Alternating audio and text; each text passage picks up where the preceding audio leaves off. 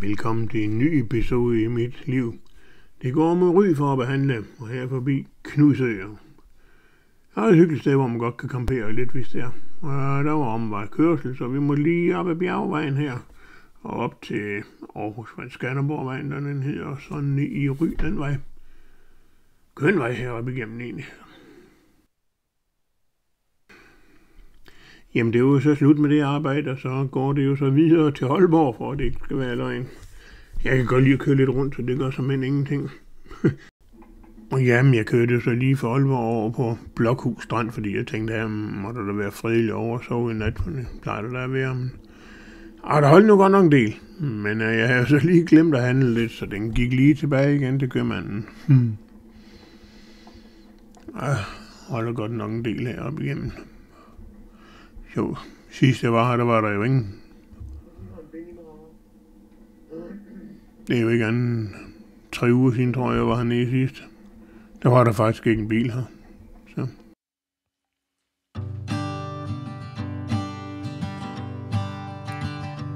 I have 5 things to say, 5 fingers on my hand. Lord knows I can't do much, but baby, I do what I can. Before the day I met you, this world did not exist, nor any other like it, baby, I am sure of this. And whatever I was searching for, it was always you. Now that I have found you, let me tell you what I'll do. I have 5 things to say, 5 coins to give away. You know my money's counterfeit, but accept it anyway. When everything I own gets burned away, goes up in smoke. Og der holdt en ordentlig strive ældre Rolls Royce derinde, så der var nok lige nogen, der havde forsamlet sig til et lille træf der. Ja. Så efter behandling og sådan rundt omkring, så blev det Lykken. Nej, Blokhus hedder det jo. Ja, ikke? For at nyde lidt fred og ro. Og når jeg desværre ikke har min egen hund med, så har naboerne heldigvis en, der graver og laver spektakel her. Det er jo ret hyggeligt. Og så noget jeg ikke kører så tit, sådan det er på nemhedens skyld, ikke? Ryger det lige ned i airfryeren i dag. Ja, ikke? Så og lidt vildt løg. Så kører det. Så giver vi en lige 5-7 minutter der. Og sådan bliver den lille menu så her til aften. Jeg behøver ikke så meget en del til at på.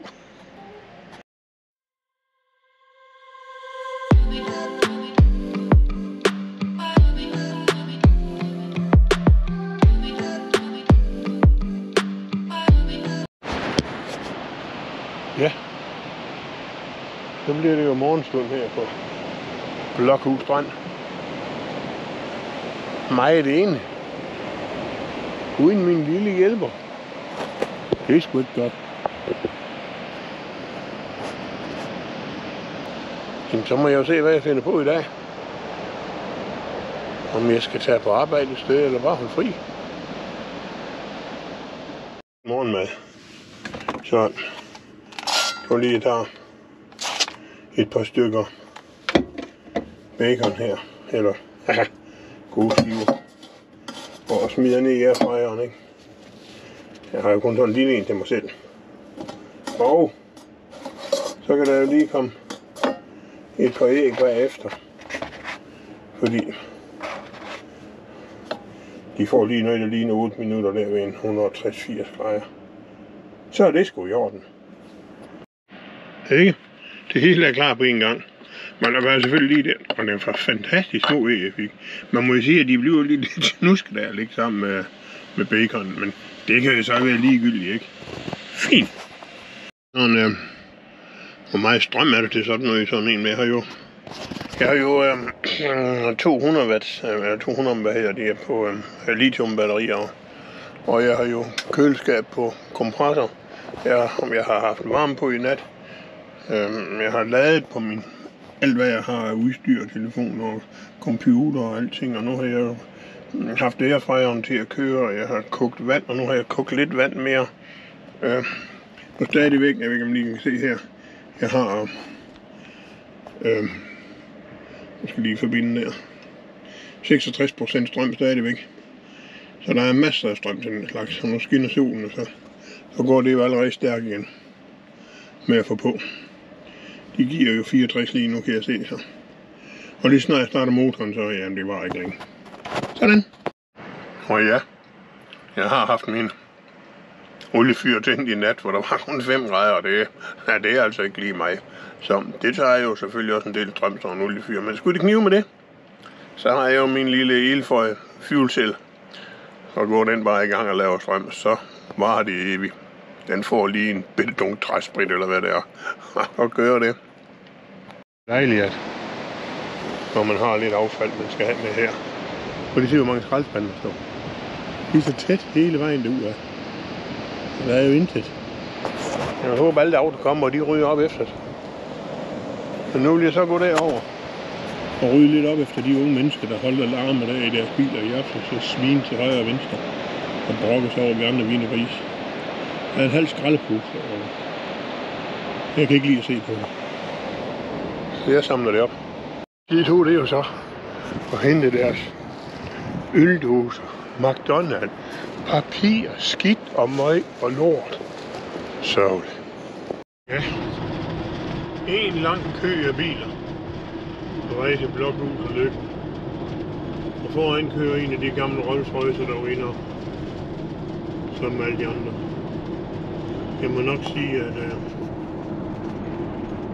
Blokhus, det er så blevet til sådan en slags Skagen her om sommeren, så der skal jeg så ikke mere før det efterår.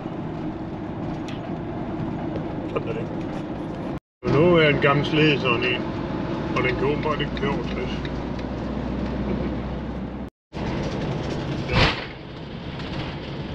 Fik jeg jo lige en frisk idé at købe til Bullbjerg, det her. Det er ikke længe siden jeg har været ude og se Bullbjerg. Nu vil jeg jo lure på den.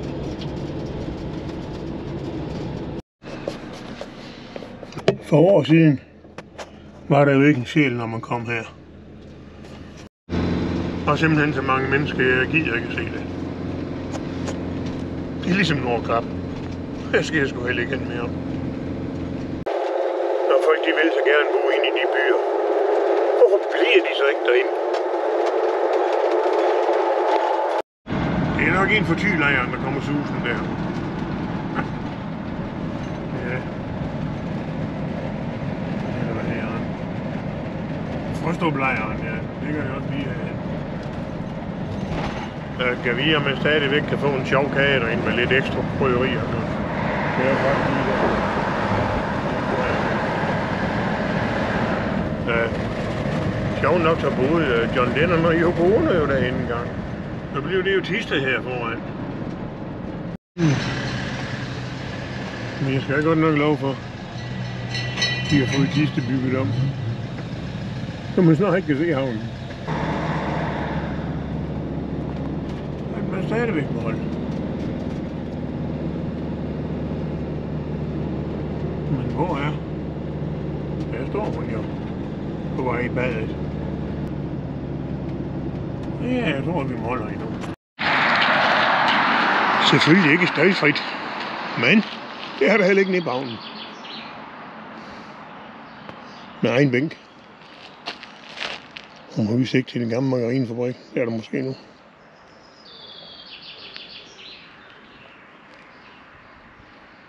Og han vender stadigvæk på vind. Nu kan man faktisk gå op i byen. Sådan. Blev der jo lige tid til en bid brød og en corona her. Okay.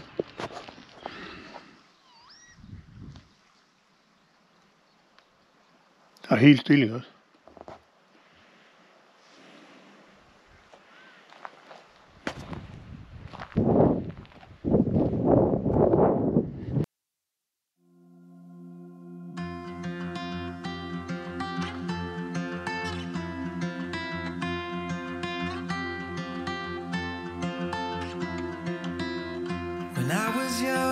just a boy, dreamed of falling in love with a girl like you. Through the years I thought I found you, but nothing would do. Now here we are. Ooh, I wanna grow old with you.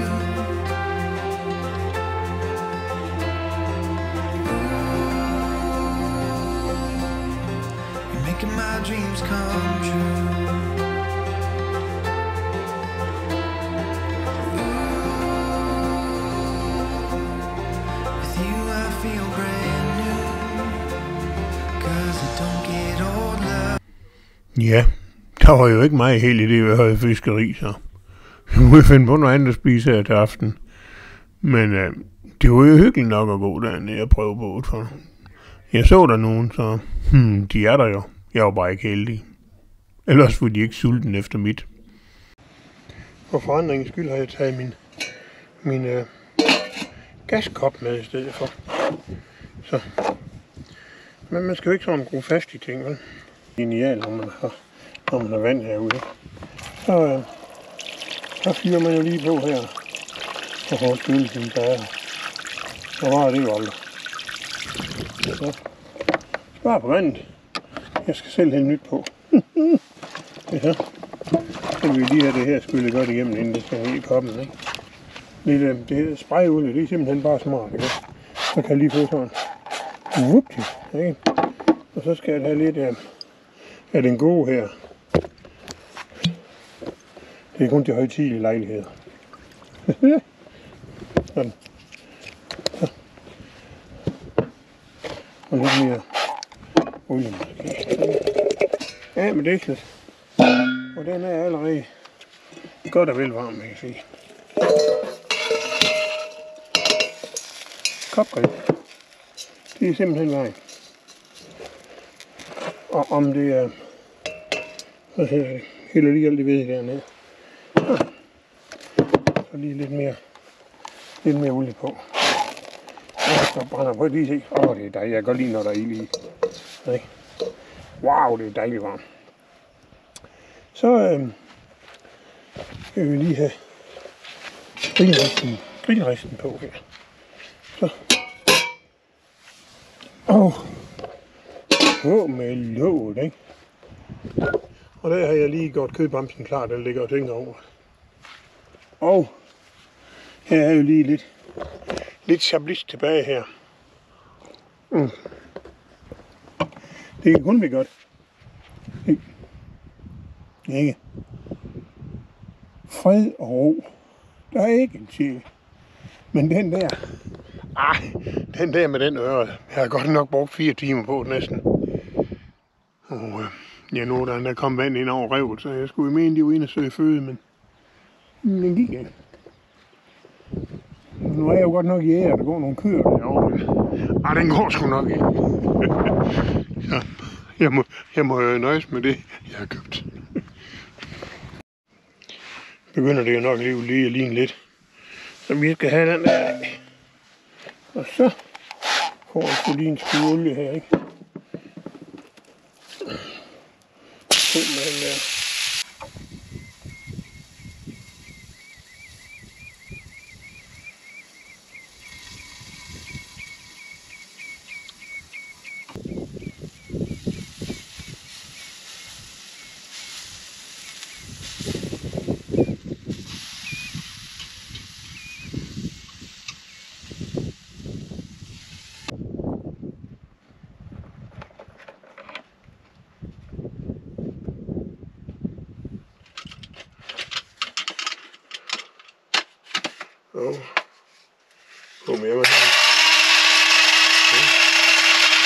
Man kan jo ikke komme udenom, at den gode hånddreven, den laver pænere kaffe end det her. Men lige sørger for, at den er godt ren her rundt på kanten. Der er vand hernede, ikke? Ja. Så kan det da kun gå i held. Og jeg har været ude tændt for gassen. For normalt så har jeg jo aldrig tændt for gassen. Ja. Nej. Så der var ikke noget der, hvor jeg havde krogen ud i hvert fald. Det ligger der helt fast. Stille og roligt. Det er en fantastisk fredelig nat, jeg har haft her. Jeg er jo simpelthen sovet fuldstændig som en kampesten. De kunne have stjålet hele kamperen omkring mig, tror jeg. Ja. Nogle tænker måske nok, at jeg bruger jo ikke min induktionskogeplade ret meget. Jeg er faktisk gået meget fra den, fordi jeg har det meste af det, jeg har, der skal bruges derpå. Det duer ikke på en induktionskogeplade. Og for det andet, så holder jeg næsten altid så skæv, så det hele det kører ned af den, fordi den er så glat. Og jeg gider ikke rette den op. Det er fuldstændig ligegyldigt i min verden. Jeg havde jo håbet på noget mere lys, da solen stod op, så jeg kunne have fået nogle gode fotoer af det der. Ikke? Fordi nu har jeg lige prøvet det igen her. Lyset vil ikke rigtig komme ordentligt frem. Men ordentligt lys eller ej. Jeg prøvede da lige at tage nogle skud der for at se, hvordan jeg kunne få dem. Om det kunne blive bare nogenlunde at se på. Tja, det er jo som det er. Ja. Tager vi lige hold her ved Højsundbroen.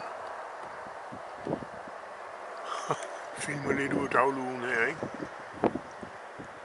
Det blev et vældig populært sted for autocamper. Der er jo nu godt nok en del støj her.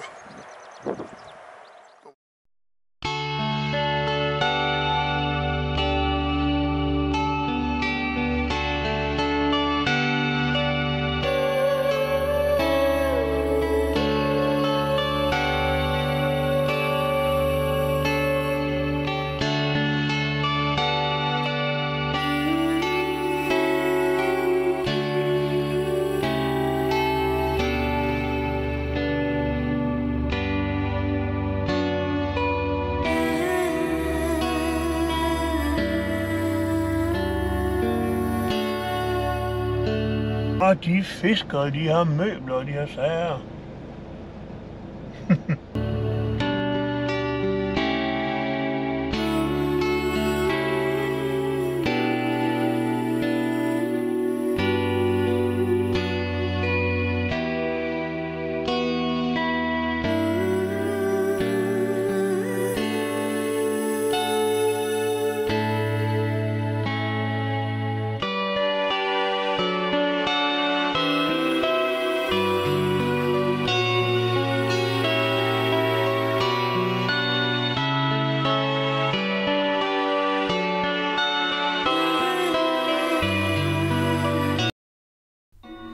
Ja, Hanbjerg Marina, om de har bygget ude midt i fjorden. Indimellem så ser det ud til at være et vældig sted for autocamper også, der kommer der. Nå ja, det ser ud som om, at hun er mødt op for at lukke foderbrættet op. Om vi håber, der kommer nogen, der skal fodre, så hun kan have en forretning der. Så er jeg lige et bitte kort over, hvor vi egentlig er henne. Men herovre udenfor på den anden side af husen, der var der noget så mange skilte om, at det var da lige før, jeg ikke turde køre ind med autocamperen, hvor der var der sådan ikke det, der ikke var forbudt her. Så men jeg satte det lige på og sætter ind og spise alligevel her.